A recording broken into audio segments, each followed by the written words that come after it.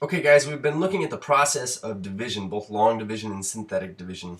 And in this video what I really want to do is use it and also employ our factor and remainder theorem and kind of look at the big picture, how these remainder and factor theorems play a role when it comes to using polynomial division. So looking at the top of this here, we're going to take a look at using the factor theorem to find the real zeros of this polynomial that you see right here. And it says if x minus 2 is a known factor. So we're after the real zeros, and I suppose the first thing I want to talk about is what is a zero. Remember that a zero is any value that when substituted into the function causes it to have a overall value of 0. And so when you look at it in a, I guess, a tabular sense here, remember that if you got an x and an f of x, in this particular case here, we're saying that when you plug in k, you get 0. So we're going to refer to this thing as a 0 of the equation. So the factor theorem essentially states that a polynomial f of x has a factor x minus k if and only if k is a 0. And so that is to say that when we solve polynomial equations, it is often the case that maybe we set y equal to 0, and then we're trying to find a factored form of the original so that we could set our factors equal to 0 and solve it. Well, what we're saying here is if basically x minus k is a factor, and I'll even write this here, remember that this is a factor, we're saying it is a factor, then if there is an original polynomial expression that this is a factor of, we could divide this factor out, and what we'd be left with is some other polynomial expression here that we tend to refer to as the quotient polynomial expression once we've divided x minus k out. But the thing is, this leftover quotient would also have to be a factor. And so the neat thing about the factor theorem is it basically guarantees that if x minus k is a factor, it's going to divide in evenly, and also that k has to be a 0 of this factor. So looking at what we have right here, what I want to do is acknowledge that first of all, x minus 2 is a factor.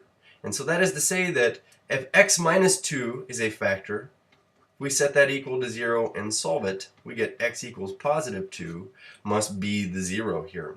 But what we're looking at is a situation where, because I already know this is a factor, I can also divide this out and get a remainder of 0. It's going to divide in evenly. The other remaining thing here has to be a factor. So let's go ahead and do this. I notice that we're dividing by a first degree divisor, and so I'm going to go ahead and use synthetic division here, but we'll set up our array where on the inside we're going to put in our coefficients here. So we have 1, 6, positive 9, and negative 2.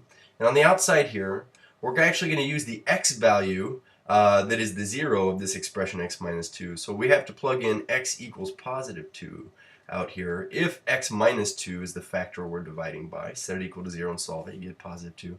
So going through this process here, 2 times 1 is 2, plus a negative 6 here is a negative 4. 2 times negative 4 is a negative 8, plus a positive 9 is a positive 1, and a 2 times a 1 here would be a positive 2, which is wonderful because here's what we end up with, a remainder of 0. And so we're going to say some things about this. First of all, we're going to remind ourselves that this is the remainder.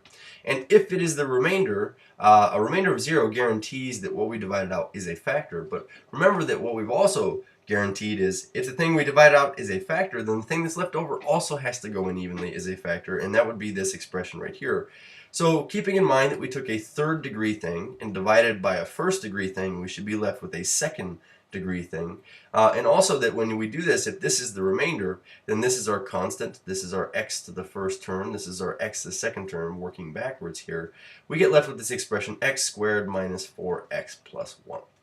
So this means that rewriting this using our division algorithm, we'd say our original polynomial f of x would be equal to the thing we divided out, x minus 2, times x squared plus, minus 4x. This is a minus 4x plus 1. This would be a factored form of the original expression. And so looking at this, we can see that one of our zeros, if we set this equal to 0 to try to solve it now, essentially, that was our effort, was to find the zeros here.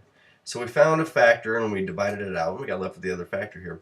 At this point, we could try to factor this trinomial on the right on our own, but what I notice is there are no two factors of 1 that add up to be a negative 4. So this is an unfactorable quadratic. That's okay though, it just means that we can solve this using the quadratic formula or completing the square here. And so we know that, go ahead and set both of your factors equal to 0 here. We're going to go ahead and pursue solving them. We get x minus 2 equals 0, but we say that guarantees that x equals 2 must be a 0. That's what our factor theorem says. If x minus k is a factor, that's only true if x equals the opposite of k is the 0. So we get 2 here. Over here we get x squared minus 4x plus 1 equals 0. So I'm going to borrow some space here. As a matter of fact, we're just going to kind of move over here because I have a little bit of room. But to solve x squared minus 4x plus 1, I noticed that it isn't factorable, so our options are the quadratic formula, which is fantastic. But I also noticed that our middle coefficient here is even, and then my leading coefficient is 1. Maybe it works fast to complete the square, so I am going to do it that way. I'm going to say, move my constant over to the right-hand side here, and then we're going to put in place half our middle term squared. So half of negative 4 is negative 2, and negative 2 squared is a positive 4. So I'm going to add 4 to both sides. Looks like I get x squared, sorry, we're factoring this now, aren't we? This would have to be a negative 2, half of my middle term. On the right side I get a 3. And if our effort here is to solve this, then I'm not going to go ahead and write this in vertex form. I'm just going to go ahead and take the square root of both sides. I get x minus 2 on the left equals plus or minus the square root of 3. And so this leaves our other two zeros as 2 plus or minus the square root of 3. And I'm going to go ahead and find those really quickly here on our calculator. So if we turn it on, go out to our main page here, we have 2 plus the square root of 3, enter, and then I'm going to hit second, enter, and we're going to go back and switch this to a minus and get our decimal values here. And so our exact values are these for our remaining zeros, but we get 2 of them, and it seems that they are approximately equal to, on the left, it would have to be 0.28-ish. So 0.28 was the least of the two zeros. The greatest of the two zeros was 3.73-ish.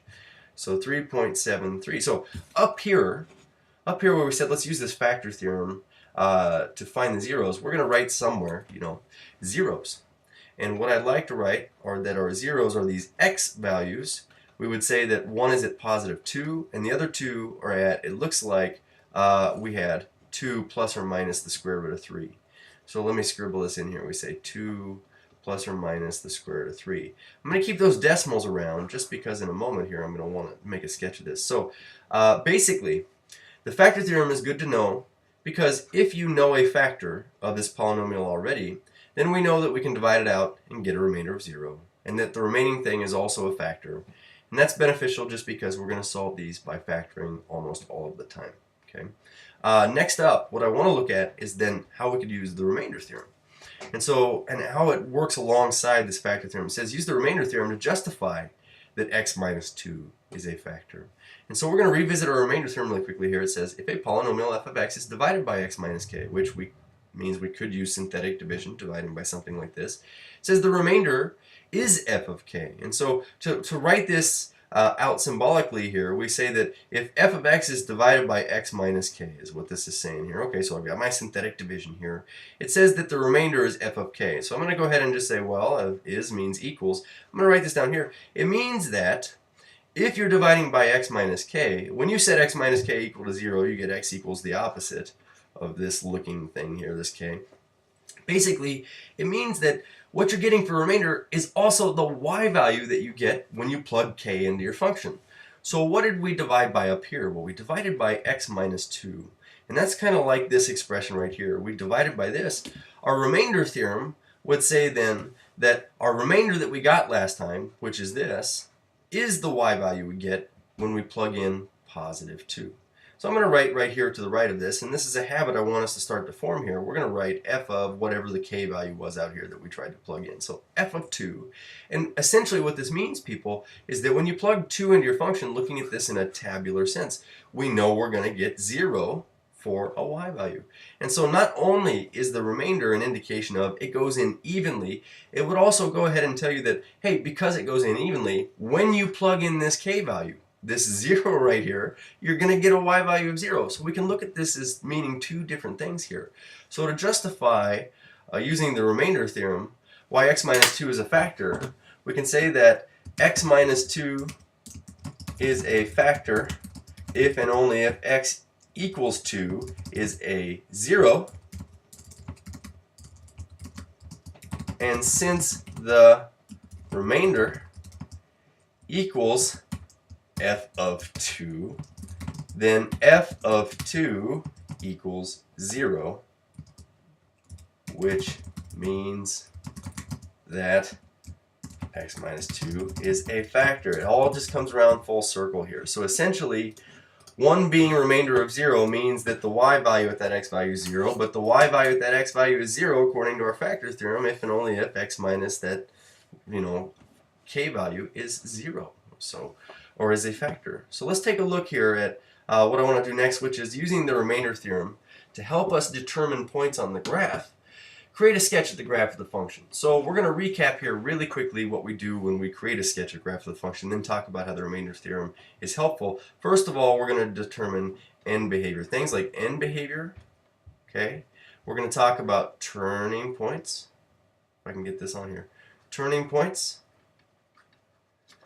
And then next up, we're going to look at zeros. And I'm also going to include this word multiplicity, because we want to know how it behaves on the graph at those zeros. And then what we're going to do is table some values and just get a really good sketch. So I'm going to write table values in between zeros. We want to know what it does between where it's at a height of 0 on our graph here. And so this being said, let's go ahead and talk about our remainder theorem really quickly here and how it relates to this process.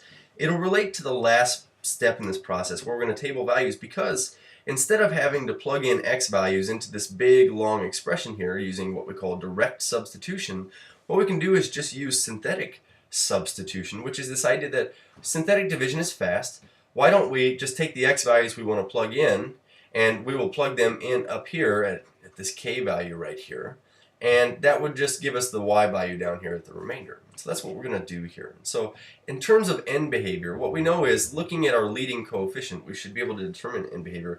I notice that my degree is odd and that our leading coefficient is positive. So because this is called the leading coefficient test, we'll look at the leading coefficient first. And because it is positive, it means that the right-hand side of our graph must rise. So I'm going to write as a key here, we're going to say right side rises. And because the degree was odd, the left side must fall. And so I am going to write this in our long notation here as x goes to the left, goes to negative infinity. It looks like our y values are going down or falling. So we're going to say they go to negative infinity. As x goes to the right, increases without bound, our y values look like they are increasing without bound here. And so I can tell you that we have to write our end behavior this way. But you can always write the arrows to give you an idea what this looks like. And also, once we get those, we're going to always be in the habit of kind of going and putting this on our graph. So we're going to say falls on the left, increases on the right, rises on the right. So zeros in their multiplicity. Well, we found a couple zeros here, a few zeros. We got we got positive 2, and then we got 2 plus or minus 3. Now you're going to notice that I didn't write anything about multiplicity, but then again, we got each of these answers once. We got 2 once, we got 2 plus the square root of 3 once, we got 2 minus the square root of 3 once, and I am going to go ahead and write just our decimals here. We had, looking up here, where did I write those? Did I write them over here? I did. 3.73 and 0.28. So I'm going to write those here just so we have an idea of where they're at on the graph. But we got those each once, and so that means that it's just going to tell us that our graph is going to cross the x-axis at those points.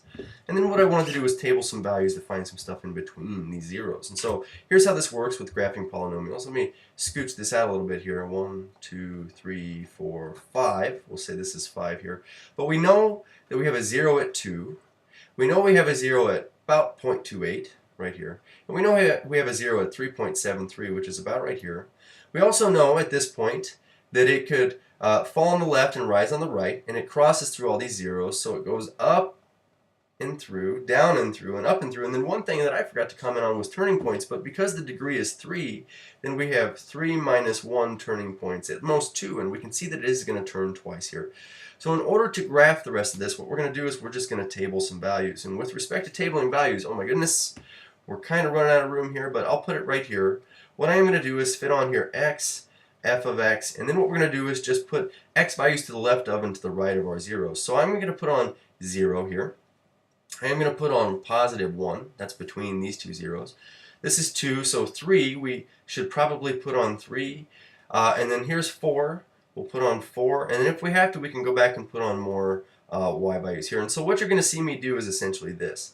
I want to use the remainder theorem to help us evaluate this. And so what I know is that if I go back up here and look at our polynomial, our array, it was 1, -6, 9, and -2. 1, -6, +9, and -2 are our coefficients, and we're just going to plug these values in. So we'll start with 0. This will be the easiest to evaluate because we keep getting zeros here. We say -6, 0, this will be a 9, times that is 0, plus -2. I want to write here that -2 is our output that we get when we plug this into our function. Hey, furthermore, by the way, it would also mean that at 0, we're not at a height of 0, and so this is not a 0, and it wouldn't leave us with determining x minus 0 as a factor. So let's go ahead and plug in the rest of these x values, which also should not have remainders of zeros because they were not zeros. But we'd say 1 times 1 is 1, plus -6 is -5, times 1 is -5, plus a +9 is a +4. 4 times 1 is 4, and then 2 plus 4 is a 6. So this means our y value here is a 6. Okay, 6. Let's go plug in 3 on the outside. So 3, we have 1, -6, 9, and ooh, -2. This means I have to go back and switch this, you guys. I apologize. It was a -2. So -2 plus a 4 is a +2. So we'll switch this out here, +2. So 3 times 1 is 3, plus a -6 is a -3. 3 times -3 is a -9. This is cool. We get a 0. 3 times 0 is 0, but here we get a -2. So it means that an input of 3 gives us an output of -2, and also that 3 is not a 0. And then our last one we wanted to plug in here, at least for now, is 4. And we're going to get a 1, -6, +9, -2. Let's go ahead and carry down our 1. 4 times 1 is 4, plus -6 is -2. Times a 4 is -8, plus a +9 is a 1, and 4 times 1 is a 4. So we get a +2 here. So what this means is, it looks like we're getting pretty reasonable y values here so far. It means we could probably go by a scale by 1 on our y-axis. It also means that I probably want to start plugging in more x values until I start to see my y values take off. And so that means that I am interested in plugging in -1 on the left here and +5 on the right, because I really want to see my y values start to really increase on the right, or rise on the right and fall on the left. And so I am going to go ahead and plug in my +5 over here. We'll get a 1, a -6, a 9, and a -2. But we get 5 times 1 is 5, plus a -6 is a -1, times a 5 is a -5, plus a 9 is a 4, and here's where it starts to get big. 5 times 4 is 20, plus a -2 is an 18. And so now this, I am still going to go by a scale of 1s on my y-axis, but it just means I'm not going to be able to graph this point. But it was important we found this, because I need to see my y value start to increase without bound on this right-hand side, rise without bound. So our last substitution we're going to do synthetically here is with -1, 1, -6, 9, -2. And so we will get 1 times -1 is -1, plus a -6 is a -7, times a -1 is a +7. Here we go. We get 16, -16, and -18.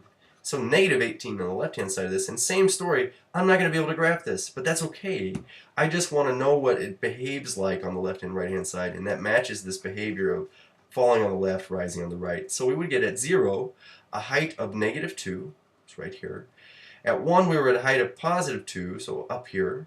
At 3 we're at a height of -2, again. At 4 we're at a height of 2, this is kind of fun. At 5 we're off the grid here, and so we get this graph that would have to look something like this, crossing at all those zeros and having that end behavior in those turning points. So you can really see how the remainder theorem is great at helping us not only determine if it goes in evenly or not, some factor we're dividing by, but it's also the y value at that x value. But at the same time, hey you guys, if that's the y value at that x value, then things like this, the factor theorem, come into play. If your remainder is 0, then this x value is a 0. But if this x value is a 0, that is true if and only if x minus that x value was a factor. And so factors allow us to divide out and find remaining expressions that would also have to be factors, which helps us find the zeros. It's a big circle, you guys. So, cheers.